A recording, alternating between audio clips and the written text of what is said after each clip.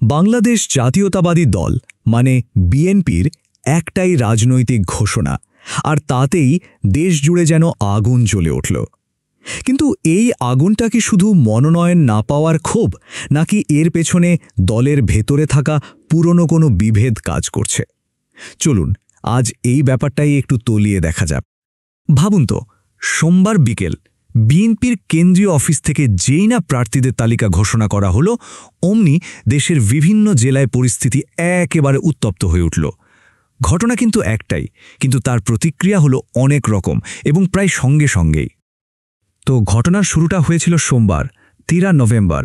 দলের মহাসচিব মির্জা ফখরুল ইসলাম আলমগীর যখন ঢাকার গুলশানে বসে 237টা আসনের প্রার্থী তালিকা ঘোষণা করছেন, তখন তিনি হয়তো নিজেও ভাবেননি যে এর জের ধরে খোদ দলের কর্মীরাই দেশের বিভিন্ন প্রান্তের রাস্তায় নেমে পড়বে। এই ঘোষণার পর সবচেয়ে দ্রুত আর বলা যায় জোরালো প্রতিক্রিয়া দেখা গিয়েছিল চট্টগ্রামের সীতাকুণ্ডে। তো চলুন প্রথমে ওখানকার পরিস্থিতিটাই একটু দেখে আসি। বিএনপি চেয়ারপারসনের উপদেষ্টা লায়ন আসলাম চৌধুরী মনোনয়ন পাননি, আর তার সমর্থকরা এটা একদমই মেনে নিতে পারেনি। তারা সোজা ঢাকা চট্টগ্রামের মতো একটা গুরুত্বপূর্ণ হাইওয়ে বন্ধ করে দেয়। এখানেই শেষ না, অন্তত 10টা গাড়িও ভাঙচুর করা হয়। বুঝতেই পারছেন কি মারাত্মক একটা যানজটের সৃষ্টি হয়েছিল। তাদের ক্ষোভটা যে ঠিক কোন পর্যায়ে ছিল, এই ঘটনা থেকেই তা স্পষ্ট। স্থানীয় একজন নেতার এই কথাটা কিন্তু খুব গুরুত্বপূর্ণ। তিনি বলছেন আসলাম চৌধুরী একজন কারা নির্যাতিত ও ত্যাগী নেতা। মানে সমর্থকদের কাছে তিনি শুধু একজন রাজনীতিক নন, তার চেয়েও অনেক বেশি কিছু।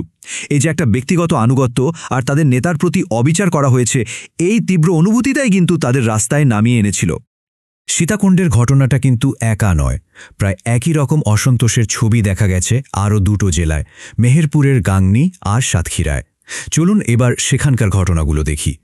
এখানে খেয়াল করলে দেখবেন জায়গা আর নেতার নাম হয়তো আলাদা, কিন্তু প্রতিবাদের মূল সুরটা কিন্তু একদম একই। গাংনীতে জাবেদ মাসুদ মিল্টনকে নমিনেশন না দেওয়ায় রাস্তায় টায়ার জ্বালানো হলো, আর সাতক্ষীরায় কাজী আলাউদ্দিনের নমিনেশন বাতিলের দাবিতে মিছিল হলো। দুই জায়গাতেই কিন্তু মূল দাবি একটাই, আমাদের পছন্দের নেতাকে মনোনয়ন দিতে হবে।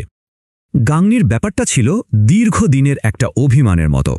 সমর্থকদের দাবি, জাবেদ মাসুদ মিল্টন গত 17 বছর ধরে মাঠে থেকে দলকে আগলে রেখেছেন।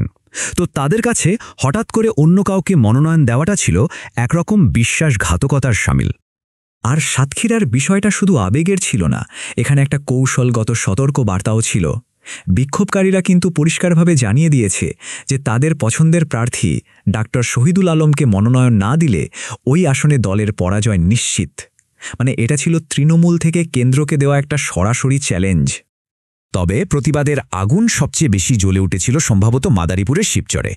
সেখানে দেশের অন্যতম প্রধান একটা এক্সপ্রেসওয়েকেই বিক্ষোভের কেন্দ্রে নিয়ে আসা হয়। এখানেও কিন্তু গল্পের পুনরাবৃত্তি। সাজ্জাদ হোসেন সিদ্দিকী আবুল চৌধুরীর সমর্থকেরা কামাল জামান নুরুদ্দিন মোল্লার মনোনয়ন কিছুতেই মেনে নিতে পারছিল না, আর তাদের ক্ষোভ এতটাই বেশি ছিল যে তারা সোজা ঢাকা ভাঙা এক্সপ্রেসওয়েতে টায়ারে আগুন জ্বালিয়ে রাস্তা অবরোধ করে। শেষ পর্যন্ত পুলিশকে এসে পরিস্থিতি সামাল দিতে হয়। তো সীতাকুণ্ড, গাংনী, সাতক্ষীরা, শিবচর, এই যে আলাদা আলাদা জায়গার ঘটনা, এগুলোকে যদি এক সুতোয় বাঁধা হয় তাহলে কি ছবিটা ফুটে ওঠে? এগুলো আসলে দলের ভেতরের অবস্থান নিয়ে কি বলছে, চলুন সেটাই বোঝার চেষ্টা করি। দেখুন, মূল সমস্যাটা হলো তৃণমূলের ইচ্ছা আর কেন্দ্রীয় সিদ্ধান্তের মধ্যে একটা বড় ফারাক। একদিকে কর্মীরা তাদের পরিচিত, ত্যাগী আর দীর্ঘদিনের স্থানীয় নেতাদের পাশে দাঁড়াচ্ছে, আর অন্যদিকে কেন্দ্রের নেওয়া সিদ্ধান্তগুলোকে তাদের কাছে তৃণমূলের বাস্তবতা থেকে একদম বিচ্ছিন্ন বলে মনে হচ্ছে। আর সেখান থেকেই কিন্তু এই তাৎক্ষণিক ক্ষোভের জন্ম। তার মানে হলো এগুলো কোনো বিচ্ছিন্ন ঘটনা ছিল না, বরং দেশ জুড়ে দলের ভেতরের অসন্তোষের একটা পরিষ্কার প্যাটার্ন। প্রত্যেকটা প্রতিবাদী ছিল স্বতঃস্ফূর্ত আর খুব আবেগপূর্ণ। ফোকাসটা ছিল জেলা নেতাদের উপর, যাদেরকে উপেক্ষা করা হয়েছে বলে মনে করা হচ্ছিল। আর প্রতিবাদের ভাষা ছিল রাস্তা আটকানো বা ভাঙচুরের মতো কাজ, যার জনজীবনের সরাসরি প্রভাব ফেলে। কেন্দ্র আর তৃণমূলের মধ্যেকার দূরত্বটা এখানে একদম পরিষ্কার। এই সব কিছুর পর একটাই বড় প্রশ্ন কিন্তু থেকে যায়, নির্বাচনের ঠিক আগ মুহূর্তে দলের ভেতরে এই যে কোন্দল, এটা তাদের ফলাফলের উপর ঠিক কতটা প্রভাব ফেলবে?